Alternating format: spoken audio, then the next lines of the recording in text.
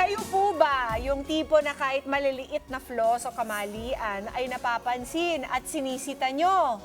Ganon? Bakit mo na itanong yan? Baka may na-notice ka na naman na mali ako. Yan po kasi ang topic for discussion ngayon sa Share KU, ang fault finding o yung continual criticism typically concerning trivial things when it comes to relationships. Miss P, yan pala yung tawag dyan, no? Fault finding. Ngayon ko lang nalaman yun. Pinakomplicate ko lang. Opo, fault finding. Bakit kaya may mga ganong tao? Yun, yan din ang gusto ko malaman. Kaya sasagutin niya ng ating bisitang clinical psychologist, si Doc Aida Maria Perez. She's back. Good morning. Good morning. Good morning. Good morning, Kada. Kamusta po kayo since the last time you were here? Yeah, okay, I'm good. Thank you. Okay. Ito po bang fault finding, Doc? Ito po ba ay necessarily wrong? Well, ang fault finding actually, compared to criticism, may dating kasi siyang medyo negative as compared to constructive criticism. Kasi yung ating, lalo tayong mga Pinoy, we are so sensitive sa mga words na gagamitin, the tone of your voice. Pwede mo na sabihin, alam mo, meron akong napansin. Pwede mo na start with that, na very positive ang approach. Pero kung sinabi mo na, ano ka ba? Lagi ba naman ganyan ginagawa mo? So, it's the tone of your voice. So, fault finding, mas delikado siya kasi nakakasira ng relationship talaga. Oo, like, na-hurt tayo whenever someone tells us na, may mali dito eh. Hindi ko na-expect na gagawin mo to. So, naghahanap siya talaga ng mali doon sa ginawa mo. Naghahanap ng butas. Naghahanap ng butas, para... So, ano po yung difference ng fault finding sa constructive criticism? It's just the approach. But it's essentially still finding a fault. Yeah, finding a fault. But saying it in a nice way. Ganun po ba? So ang constructive criticism, ang positive ang intention mo, hindi negative. Kasi pag fault finding, parang dinidiin mo yung tao eh, parang you're putting him down. Kasi may mali siya. But in fact, probably may mali or may hindi mali, pero you said it in a way na negative. Okay, so ano po ba yung tamang paraan para hindi tayo masyadong maka-offend? Kasi sometimes hindi natin alam that we're saying it wrong. Yes, diba? yes, of course. Akala natin, especially if we grew up with that kind of environment. Kung nakasanay mo yan, di ba? True. Oo. I think lately nalaman yung benefits or the benefits of making it constructive, di ba? Rather than derogatory or putting a person down. Correct. Oo. So, pag gano'n, then tell the situation first. Alam mo, na-observe ko na ganito ang nagawa mo. Ano ba ang problema? Meron bang something wrong na hindi mo nagawa? Or, kasi halimbawa, example lang, kanina may binilin ako sa'yo, o di kaya binilin ako sa'yo na gawin dito sa bahay. Pero pagdating ko, hindi mo nagawa. So, syempre magagalit ka, no? Ano ba yan? Ano ba ginagawa mo sa bahay? Tatamad-tamad ka ba? Or gano'n. So, nasasaktan na yung tao, no? Okay, what is the correct way? Sabihin mo, or anak mo yon, sabihin mo, anak, mas maganda siguro kung sabihin mo na muna kung ano yung hindi mo nagawa sa akin para magawa natin ang paraan. Ano ba yung nakalimutan mo? Sabihin mo sa akin kung bakit. At pag-usapan natin na maayos. Yung mahinahon, no? Mahinahon. Para next time, hindi mo nagagawin yun. Kasi ngayon, nag-usap tayo na maayos. It's not just mahinahon eh. It's the way you also choose said your words. Parang, it's not so much na hindi niya nagawa. Parang yung dahilan, is there a reason why hindi mo to nagawa? Kaya importante yung You're wording trying niyo. to get to the reason why the person didn't do it. Yes. Hindi mo lang siya pinapagalitan dahil hindi niya ginawa Parang ito. without confrontation, it's like reminding them, may mali ka, no? Sabihan mo nga. Parang ganon, pero in a very nice way. Hindi, you're Which is trying to hard. understand kung bakit hindi nila nagampanan. Yes, Yung Yun. reason. Mas magandang approach yun. Rather na nagalit ka agad. Ano ko ba, ang tamad mo? Bakit hindi mo ginawa? Ganun. So, that's something na siguro ang relationship ng parents sa anak, hindi masyadong nagkakaroon ng friction o conflict. Mas naayos nila na maayos na salitaan. Para next time, naiwasan ng bata. How about when it comes to our boyfriends or our husbands, kalimitan kung sino pa yung pinaka-love mo, Pinakamalapit siya pa sa'yo. yung Oo. lagi mong napapagsabihan, napapansin, napapagalitan, natatarayan, lahat Diretsahan na. natin, sila ang muna nating sinusungit. Diba? Totoo. Yung mga close sa atin, which is masakit. Oo. Diba? Sometimes naman maganda yung intention. Halimbawa, hindi siya mahilig mag-toothbrush in the morning. Oh no!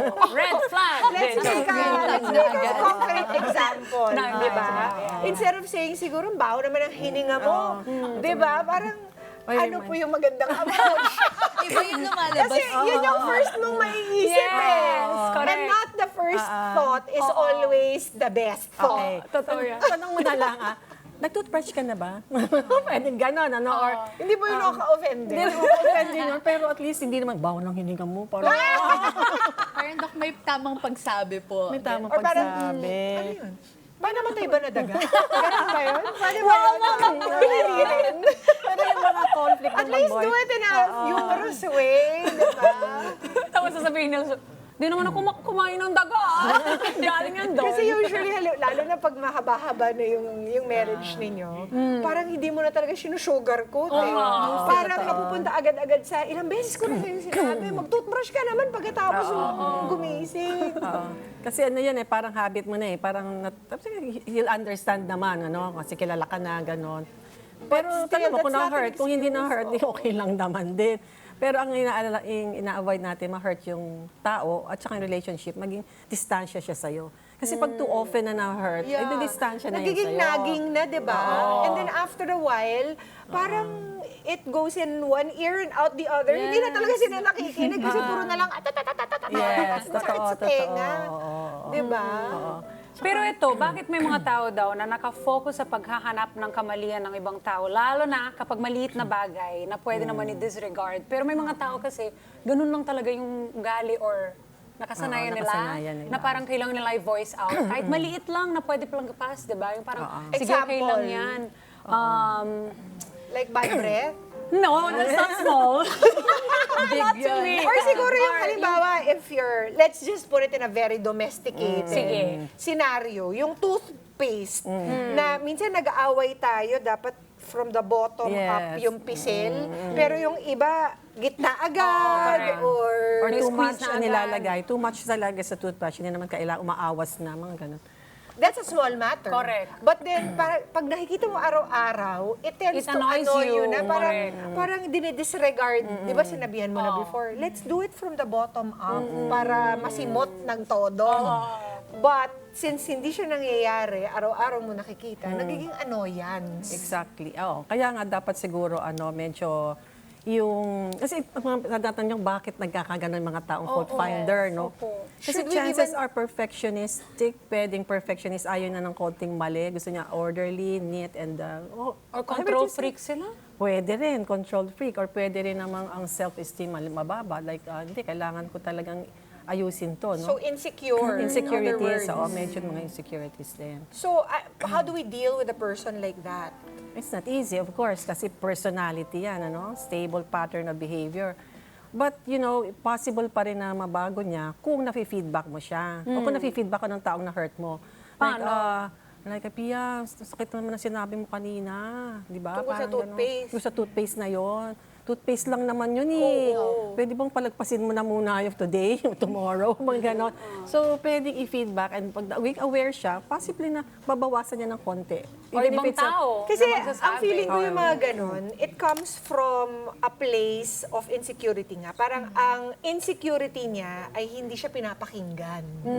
And it manifests in Into the that, toothpaste issue. Into the Diba? small issues. And I think the possible solution could be if your wife or husband is feeling that way about a very small matter, edi ipa-feel mo sa kanya na vina-value mo talaga yung kanyang mga sinasabi, Yeah. hinaing.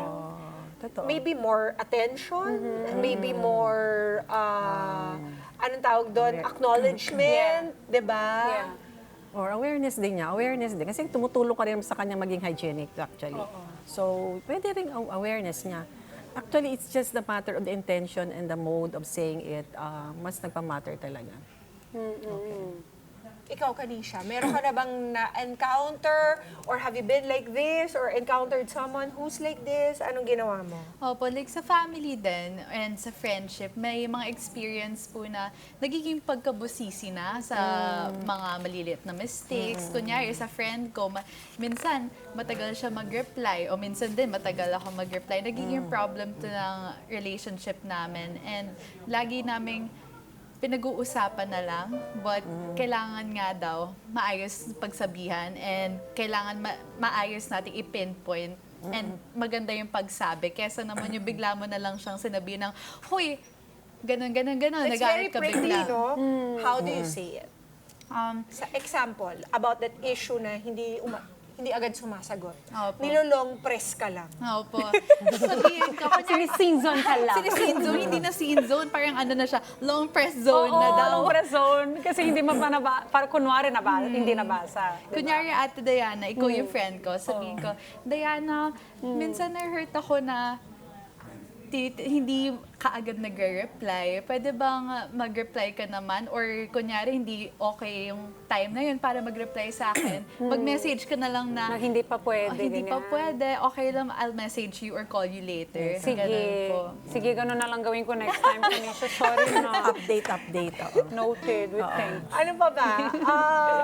So, yung... Kasi, ano po yung effect doon sa tao, di ba? Pag madalas, syempre, ang feeling niya, nawawalan siya ng value. Parang Yeah. hindi mo ba ako bina-value as a person or someone na You're taking me for granted. adequate ang aking may capability ba ako. So, na-affect naman talaga yung taong madalas mabiktima ng fault finding. At saka minsan parang meron din akong kilala na parang hindi sanay talaga magbigay ng positive feedback. Always negative lang yung lumalabas sa bibig. How do we fix that? Especially if this is a personal authority. Oh, yes. Oh, that's Ayaw quite nga. difficult, na. But siguro someone who is close to him or to her, that's, I think, mas maganda kaysa someone na, you can relate, depende sa relationship eh. Kung subordinate, boss, parang mahirap yata yon. Pero you could sabi, asawa, anak, pwede yon within the family. Kasi sa family, di ba, open naman tayo, we can say what we want to say. So siguro, ma'am, baka naman pwede yun. Pero mahirap din, ano, you know, because your position is different from the family, yung wife, for instance. So, well, we'll find a way out. Parang, kaysa naman totally na marami siya nabibiktima, marami na nasisigawan, na hindi naman niya alam ang effect. Yeah. Or you can write a letter, maybe, anonymous. Pwede maganda yun. Anonymous. Pwede yun. Pero Sir, you belong to the same household. no, not household, probably yung... The problem will be like, sino to? Sino sa inyo to? Pero Dok, na-curious lang po ako, hindi ba nakaka-apekto yung gantong fault finding sa relationship ng... Oh, definitely. Makaka-affect talaga yan. Oo. Nagiging strained ang relationship. Sabi ko nga kanina, baka mag-distant ang emotions niya sa'yo. Yeah. Oo, di ba? Sabi ko, baka sabihin niya, ito na naman. Baka may makita na naman sa aking mali. Opo. So, ang Diba? tendency ay mas lalo sila mag-avoid ng communication. True. Paano maayos ng isang... Kasi napunta na tayo sa nagiging biktima and all. Paano naman aayusin? Kasi nga, kailangan isa sa inyo aware. Aware. Definitely aware. Pero syempre, at the point na naging biktima ka na rin doon sa isa, edi inis ka na, or yung avoidance na yung nangyayari. How do we fix it? Actually, communication is the best. No? So, segue ka na lang na muna. May sabihin ako sa'yo na matagal ko nang nafe-feel. Kasi unless you speak up with courage, of course, hindi talaga matatapos ang problema. It will go on and on. So, be brave enough to say na, this is how I feel. Hindi ko naman siya na-accuse na, ano, Ay, maganda yun. Yung parang you take it personally. Ay, kunwari. oo, I sobra mean, ko. totoo naman. Sobra ka naman, ba't ka naman ganyan? No, not that. Parang, you know what, I feel over the past months, I'm sad, I'm hurt.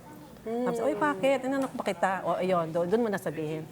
Kasi madalas mo sabihin to sa akin na, tamad ako, something like that. So, hindi naman ako yung ganun di ba? Matalino naman ako, nakagraduate ako, naka-masters ako, naka-doctorate ako, you know? So, why put me down? I really feel bad about this. Can we fix this? And say sometimes, are we okay? Yung ganong check-up, check lang sa relationship. Kasi Mahirap eh. I mean, nag-invest ka na rin ng love mo doon, at time and all. Tapos, just because yung words mo very negative and hurtful, nagdidistansya, narinasira ang relationship. What about the fault-finding person? How do they get better? Oh, that one is, kasi personality eh. Ang hirap. Ang hirap. Ang hirap talaga. Unless the person himself, who is a fault finder, will make a decision na, yeah, totoo nga, nakakasakit na pala ako. I might as well do something about it. I may pause a bit before I say something and check myself kung it is the way I will say it rather than diretso na, burst agad. No? Kasi may emotions yan eh. May galit eh. Pag nag-fault finding ka, parang gusto mo i-burst out agad yung emotion mo na, bakit ka ganyan? Nakakagana. Take a few breaths. Yes. Before getting mad. Para ma-decide ninyo. Ano ba yung mga worth it na paglabanan? Kasi kung toothpaste lang yan, naku, hayaan mo na. Pick your battle. Isama mo na lang sa pag-drain ng sink yung yung galit mo, 'di ba? It's not worth it. True. May magtatanong ba na kada natin? Si Kisses. Uy, si Kisses may tanong. Go, Kisses! Is yung palagi po bang nahahanapan ng butas. For example po ako, example lang po, yung magulang ko po is always po akong hinahanapan ng butas or kasalanan, mali sa mga ginagawa ko. Possible po ba na magkaroon ako ng trauma? And if yes po, ano po yung mga signs na trauma na po yung nafe-feel nung isang tao? Example lang yun, Hindi, ikaw yan, Hypothetical question yan, Kisses, Okay, Go, oo. Doc. Posible, no? Emotionally battered. It could be a chronic ibig sabihin palit-ulit, chronic trauma. There's one-time trauma sa atin, meron din chronic. So, possible na siguro, pag nandito na, no? Sobra na, lalaman mo yun eh. Nagkakaroon ng depression, nagkakaroon ng anxiety, magkakambal tuko yung dalawang depression, pero most probably you're depressed. Kasi hindi mo na i-release yung emotion na nasa loob. Tanggap ng hurt, pero andun lang siya. Hindi yun nasasabi na express mo openly to a friend or to a member of the family or to your mom. Yan ang mahirap kasi laging galit, di ba? Parang, di ba? So, minsan pag hindi na ako makaisip na iba, isulat mo na lang. Pag hindi mo masabi or verbally, pwede naman in writing.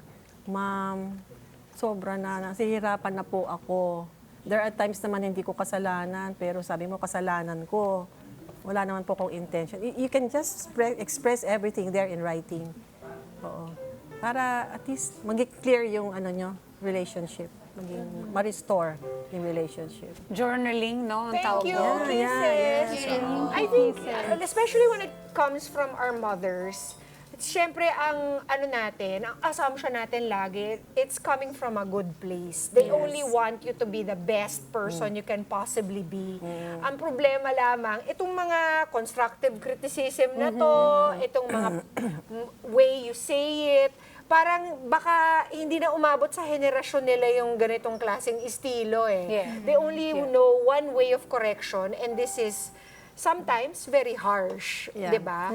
Pero pag inisip natin na ito'y galing sa good place, of course we're not always going to be that patient and understanding. There's some days mapupuno ka talaga. Siguro i-pray mo na lang kasi talagang I don't know if it's too late for some people to change, especially if there are parents, 'di ba? Pero you can always be sure more often than not na yung kanilang pagpupuna, yung kanilang correction, bagamat minsan ay masakit, it comes from a good place, di ba? With a Because good they want the intention. best for you. Si Merk, ano naman? Ay, hello po, Ma'am Merk. Ang question ko naman po, paano ko naman po malalaman kung ang paninita sa akin ay sobra na? Paninita. Malalaman ho naman ninyo kasi sa emotions na lang ninyo. Opo, sa nararamdaman, di ba, Doc? Ma-upset ka na eh. Parang sobra na yata paninita. Paano pakaramdam nyo pag sobrang sinisita na kayo? Nagpipigil. Pinipigil nyo lang damdamin nyo pero naiinis na kayo sa loob or... Minsan, na-out of control din. nababurst na kayo. Hanap po kayo ng way na dapat ma-express yung emotions nyo. Hindi po healthy yung kinikim-kim. Tama. Yeah. Opo. Mahirap po yun. Naintindihan Kasi ko po. one day, talagang sasabog kayo. Correct. So, dapat talaga may way kayo to express it. Ay, iba, naalala ko yung lola kong 100 years old, kumakanta. Pero hindi niya rin nasasabi na nalulungkot siya, no?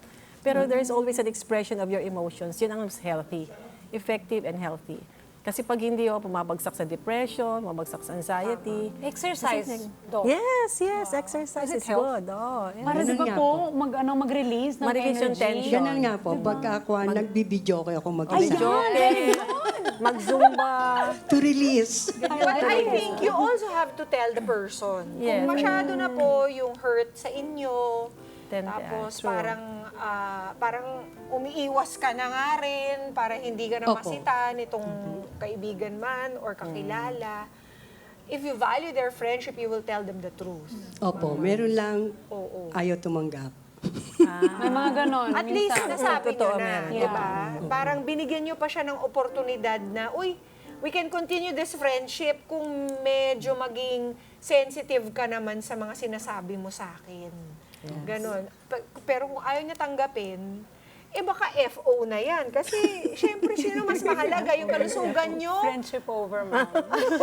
Di ba? Syempre, yung kalusugan nyo po and your peace of mind is the most important. True. Correct. Di ba? Mental health. Okay.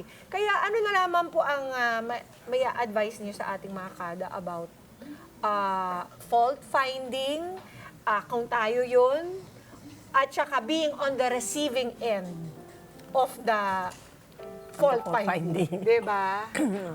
Ang fault finding kasi parang talaga ang dating niya negative do sa tao. And it really affects the person na nahahanapan ng fault, no?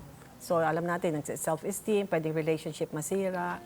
The best thing of course is always to communicate in a way na hindi rin parang just clear the air between the two of you. Hindi siya dapat talaga tumagal to the point na depressed na ako kasi hindi ko mailabas yung nararamdaman kong sakit dito sa loob. Dahil dun sa, lagi akong sinisita, lagi naghahanap ng mali sa akin. No? So huwag niyo nang paabutin sa time na sobrang depressed na kayo bago kayo magsalita. No? Okay, so yun lang po ang masasabi kong advice. Communication. Mahirap i-communicate minsan yung mga ganyang klaseng bagay, especially when it comes to mga kumari natin or mga kapamilya natin. But if we value our relationships with them, we need to have these difficult conversations. Lalo na kung ito'y nakakasakit na ng damdamin, nakaka-affect na ng ating peace of mind. True. Diba? Yeah. Kaya, let's have those difficult conversations para sa ikabubuti Hindi rin ng lang mga pareho. relationships in the future. True. Kasi baka, hindi natin alam, baka hindi sila aware Totoo. dun sa mga hurtful pamumuna. Kaya, Dok, maraming salamat. Thank you, Doc. Aida, for sharing your knowledge tungkol sa fault finding. O, diba? Na ang mga kada natin, may fault finder dyan. Sabi lang, ganun ba ako? Lagi ba ako naghahanap ng butas? So, diba yung mga guilty dyan, lalabas. At sabihin nyo naman dyan sa mga feeling nyo ay guilty sila of that. Sabihin nyo naman, like what Mama P said, if you value the relationship, tell the person para they can be better to other people as well, not just to themselves or to you. Ito naman, syempre, Doc, sa mga gusto po magpakonsulta sa iyo, saan po namin kayo pwedeng hanapin? Type in nyo lang po yung psych profile sa Facebook at we will respond to your need for services. Marami pong services, counseling, therapy, consultation. Sa bata po, mga anak ng bata, elementary, high school, pwede po. Even yung matatanda. Kahit daw yung mga matatanda sobra. Pwede na yan. All ages. All ages. Ayan na sa inyong screens po ang Facebook ni Doc para you can contact her, mga kada. Mga kada, thank you, Doc. Salamat Next din. time. Thank you. Salamat. Hindi po masama ang pansinin at i-call out ang kamalian ng iba. Lalo na kung ang intensyon natin ay para hindi na nila ito gawin ng paulit-ulit. Pero tignan rin natin muna ang ating sarili. Tama. Di ba? Look at yourself muna before you find fault in others. Tsaka po mga kada, sabi nga po ni Doc kanina, meron pong proper way na pagsabi ng mga inyong mga napapansin sa inyong minamahal dahil meron tamang paraan at tamang panahon para kausapin ng isang tao tungkol sa kanyang kamalian na hindi siya ma-offend. Tama yan, Kanisha. Kaya wag laging po yung mali lang nila ang ating pansinin. Dapat po, pati yung mga tamang ginagawa ng ibang tao, bigyan din natin sila ng pansin. I-acknowledge natin, di ba? Let's get together. Sunday 25. Sunday 25.